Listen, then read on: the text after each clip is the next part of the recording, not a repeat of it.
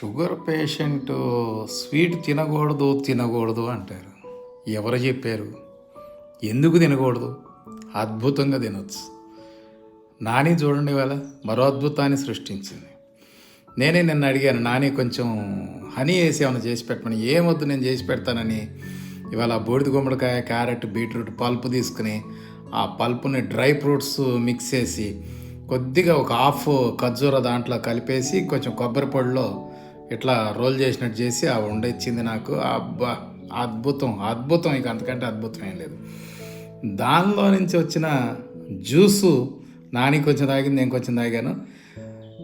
ఏ ఫుడ్తో ఏం చేయాలన్న ఆలోచన, అవగాహన ఉండి పని చేయగలగ సమర్థత ఉంటే షుగర్ కాదు దాని బాబు కాదు ఏం చేయదు. వాళ్ళ నాని నిరూపించింది.